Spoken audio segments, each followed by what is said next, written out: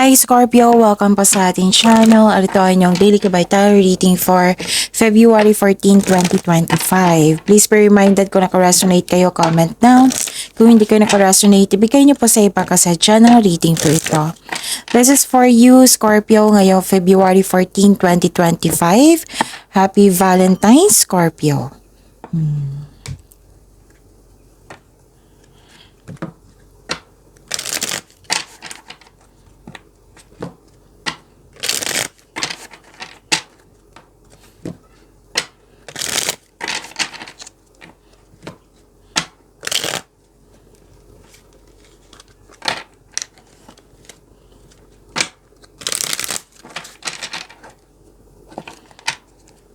Para po ito sa inyo, Scorpio, ngayong February 14, 2025.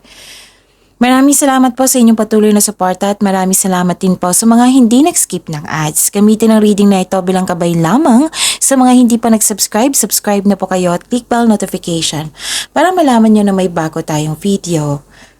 Para sa mga gusto magpa-reading pa, may lumabas dyan sa screen nyo ngayon. Panoorin nyo po at sundin ang instruction. Spirit's Guide, mga ganap po para kay Scorpio ngayong February 14, 2025. I need 3 cards po para kay Scorpio.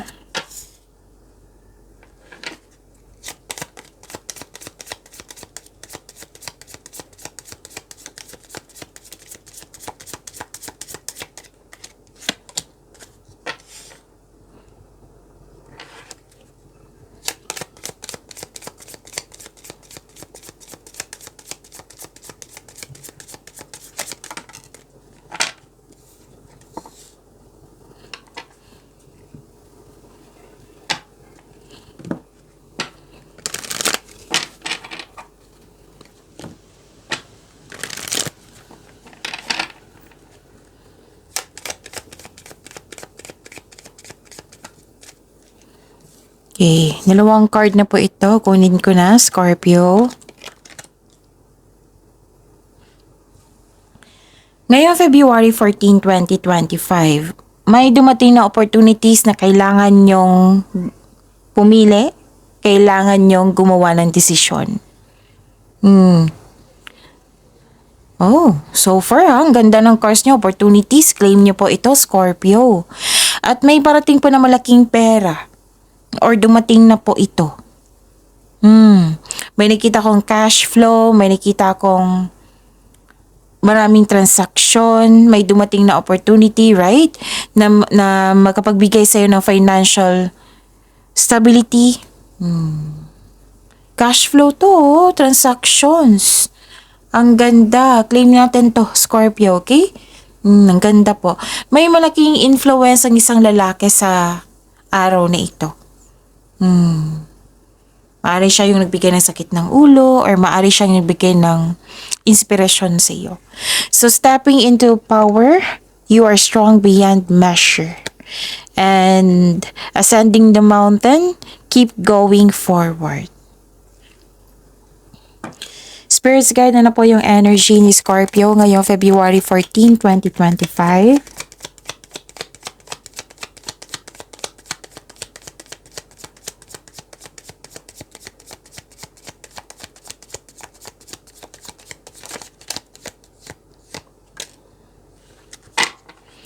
And the clarification of this card po.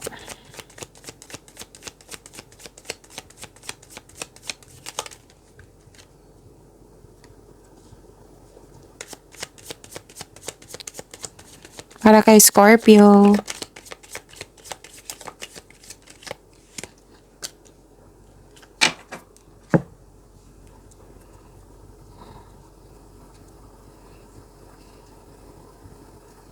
Kung may narinig kayo or may nakita kayong repeating message, meaning to say, pinupush ng cards nyo yan kasi ang ilan sa inyo hindi pa binigyan ng atensyon. Na kung maaari din po, bigyan nyo po ng solusyon at aksyon. Remember, Scorpio, at the end of the day, alam mo na ikaw lang taong may kakayahan at responsable na gumawa ng sarili mong katotohanan at kinabukasan. So, ano yung energy ni Scorpio? Nakita ko dito na nagkaroon po ng may concern kayo sa hindi marunong magbigay halaga. Pwedeng nang dahil sa kanya, hindi stable ang iyong emotion. Pwede din na ang ilan sa inyo takot o may alinlangan ka na leader po, kahit nang iba ay naghihingi sa iyo ng guidance. Mag-ingat din sa communication mo sa ibang tao. Baka kasi may masabi ka na hindi maganda sa kanila. Or pwedeng nireject mo yung tao na gusto makipag-usap sa iyo. Ano pa? Wow, may nakita ko dito na this is pagkakaisa. This is you're making memories. Nung isang araw pa to, Scorpio na kung hindi ako nagkakamali na may iniisip kayong outing or reunion. Pwedeng may umuwi or uuwi. May nakita rin ako dito, nag-spend time ka sa bata. May bata po kasi ako nakikita dito. Pwede din nag-reconnect ka sa iyong inner child. Alam niyo ba, connecting to your own inner child, it will refresh you. Tapos, nag-spend time ka rin sa mga old friends or sa mga taong para mong pamilya. Posibleng may pagpatawad na mangyayari po. May ganap dito, may nakita ako ditong ipakilala ka sa grupo ng tao. Tapos very happy kayo kasi very supportive yung group of people. Grupo ng tao na nagbigay ng suporta sa'yo, natutuwa ka. Tapos, ang ilan sa inyo may mamimit kang isang tao na na-open up mo sa kanya yung past mo. Ang daming ganap, Scorpio. Marami kayong ginagawa ngayon, ha? Yun. Pwede din may tinuturuan kang bata.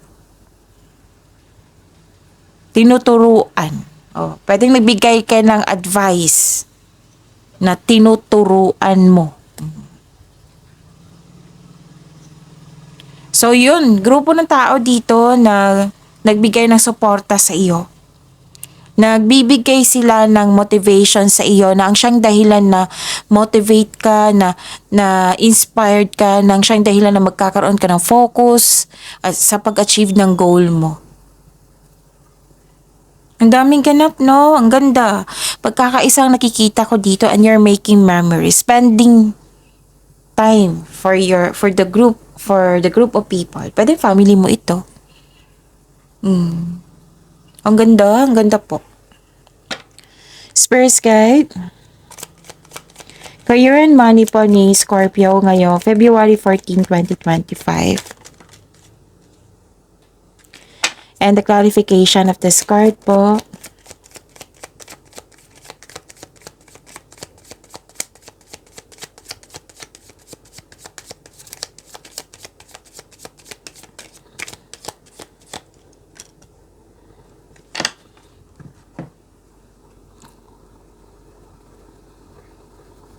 Okay.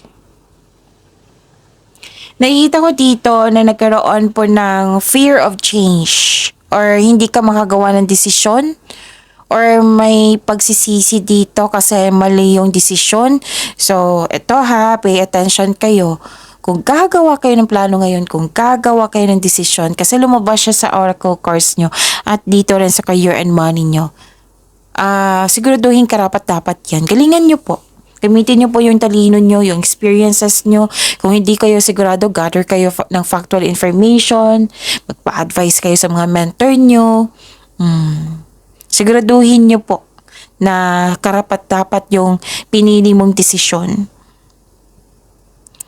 Kanina pa to Scorpio, parang takot or nahihirapan kang mag-move forward or takot ka sa mga challenges na na-encounter mo.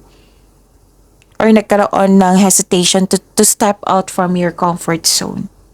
Yes, may plano ka na pero kumbaga mamaya na or nagkaroon ng hesitation. Balikan niyo po yung plano niyo. Kasi may nakita ko hesitation din dito unwise decision, right? Balikan niyo yung plano niyo kasi hindi yan konkretong plano. Kasi kung mawawala yung hesitation, doubt sa isang plano, meaning to say, konkretong plano yan. Kung wala ng hesitation kung wala ng doubt. Meaning konkretong plano na yan. So balikan nyo po. Balikan nyo po yung plano nyo. And don't worry kasi nakikita ko naman dito yung tagumpay. Happiness din and you deserve this, Scorpio. Happiness, fulfillment, completion of cycle, natapos nyo yung mga gawain nyo. Granted yung manifestation mo din, may fulfillment sa pangarap, may kasiyahan at kagalakan sa mga bagay ukol sa yung career and money, sa isang tao, sa grupo ng tao. So this card focuses on achievement. May achievement po. On achievement of a level of love and success na nagbibigay sa iyo ng katahimikan, satisfaction, at pasasalamat. So, success in workplace and home. I-claim niyo po ito, Scorpio. Ang ganda. I-acknowledge mo ang nabigay ng suporta sa iyo. Kung ikaw ay may balak mag-change career,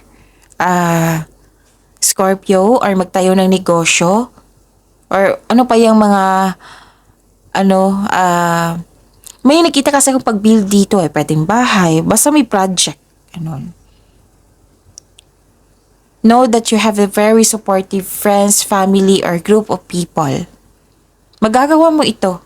Magagawa mo ito. Magtiwala. Magagrant din yung manifestation mo. Magtiwala sa iyong galing at talino at sa sipag nyo. Kasi masipag kayo. Actually, kitang-kita ko yung happiness mo dito Yung may plano kayo, tapos nag-agree yung kausap mo. Oh, maganda yung plano mo. Sige, tulungan kita. Ganun. Oh, pwedeng ganyan ha. You're happy and you are very inspired. Satisfied ka, masaya ka. You deserve this, Scorpio. At least nagbunga yung sipag nyo. Makakatanggap ka din ng sustento para sa anak or may magbibigay ng pera sa iyo sa araw na ito. Lumabas din siya sa oracle cards nyo. So, this, success, i-claim nyo po. Ang ganda ng flow ng energy nyo. Oh. Ang ganda ng cards so far. Kasi bumabawi kayo. Let's say, napanghinaan kayo ng loob, at the end of the day, mas nag-grow pa yung naging confident na kayo. Kasi kitang-kita mo yung pag-asa, kitang-kita mo yung result, kita-kita mo yung pagbubunga. Fulfillment to Scorpio And you deserve this success. Okay? Ang ganda. Pagpatuloy nyo po, kasi yung dalawang cards po dito nagsabi na go with the flow, take in action, tuloy mo lang, Scorpio. Magpahinga lang kayo kung nakaramdam kayo ng pagod or stress, diba? Kasi patuloy yung initiation, yung action, transition. Okay? Ang ganda. Spirits Guide, Love Life, Self-Love, Partnership, and Romance ni Scorpio ngayong February 14, 2025.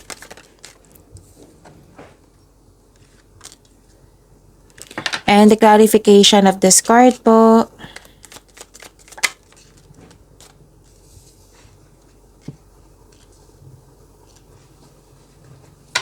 Maraming salamat po sa patuloy na tiwala, suporta sa ating channel. At maraming salamat din po sa mga hindi nag-skip ng ads.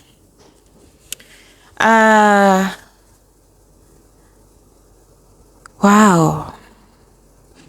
I think hindi siya I think. Oo, kitang-kita ko dito na kasi si Scorpio sa pagkakilala ko, sa study din na kung makakatanggap kayo ng blessing, sinishare nyo talaga sa ibang tao. Kahit sa family mo, of course, kabilang na yan. Kahit sa ibang tao, na basta natutuwa ka sa isang tao. Nagsishare ka talaga ng blessings. Generosity nakikita ko dito kasi may natanggap kayo. Shinare mo. You're sharing resources.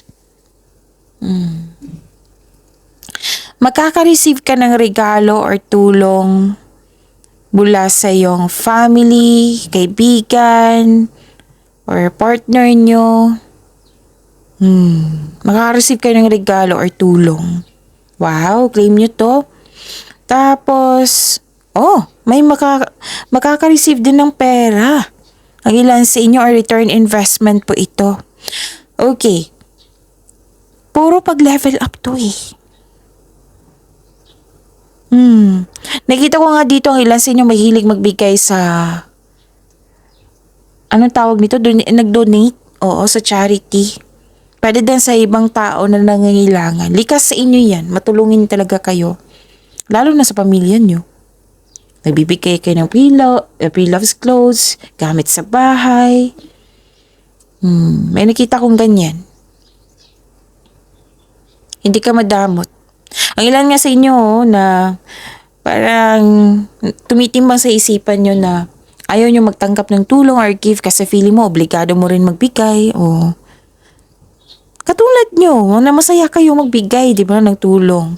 May iba kasing tao na mahilig magbigay kasi dyan sila masaya. Katulad nyo, mahilig magbigay ng tulong. So, give back kung kaya mo o may sobra ka. Kung magiging komportable ka sa pagtanggap ng tulong, mas maraming kasaganaan ang dadaloy sa iyong buhay. Parati ko tong sinasabi sa family ko. Na kahit konti lang, basta, let's say, sweldo na, o kahit konti lang, mag-share ng food, o sa mga tao mong parating kasama. Kasi that is a Thanksgiving eh, di ba? So, ang blessings hindi lang para yan sa'yo, para yan, ginamit ka ni God, para mag-share ka din sa iba.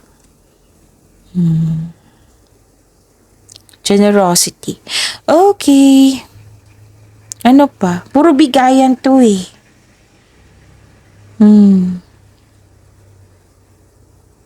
Ano pa? Para sa mga single, huwag kayong mag-alinlangan na mag-invest sa bagong relasyon. Kasi may opportunity ako nakikita dito. It might be may nagparamdam sa inyo dyan. Or may parating. Huwag kayong mag-alinlangan po. Sabi ng card.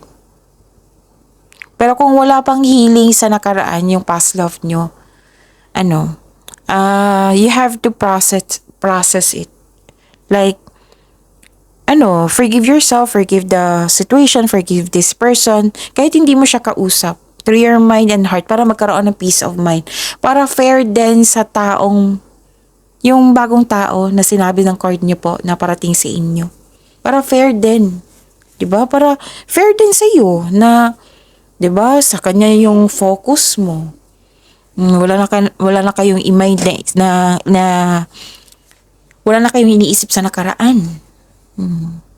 Para fair din ha, para magaan. Para sa mga marelasyon sa buhay mag-asawa, nagkaroon kayo ng masinsinang pag-uusap po. Kasi nakita ko dito marami kayong ideas, nagkaroon ng clarity. And improve your communication skills also. Yan yung sabi ng card niyo po. And maaaring kausap mo ngayon is Gemini, Libra, Aquarius. Maaaring sila yung kausap mo ngayon. Gemini, Libra, Aquarius. So, nagkaroon ng determination dito. Marami kang ideas. Marami kang gustong gawin. Nang dahil sa ganito, itong ideas ito. Ideas is a blessing ha. Maraming blessing yan sa universe. Galing sa universe. Marami kang ideas na excited ka na gawin. So, may pag-uusap talaga dito na importante. Kahit single ka man, may pag-uusap po dito. And magtiwala na ma-achieve mo yung goal mo, tapos makinig po daw kayo sa inyong intuition. Kasi magagabay ito patungo sa mga susunod na hakbang na pagkilos. Okay? Maraming ideas, insights, clarity kung paano pa i-improve yung kaperahan nyo or project nyo. Excited ka nito eh. Gusto mo magsimulan na agad. para sa pag-level up nyo. Ang ganda po. Sense of stability nakikita ko dito. Pag-imanin niyo po yung blessings na binigay sa inyo, Scorpio. See you tomorrow. Please like, subscribe, and click the button for notification para updated po kayo sa daily tarot reading natin. Maraming salamat po.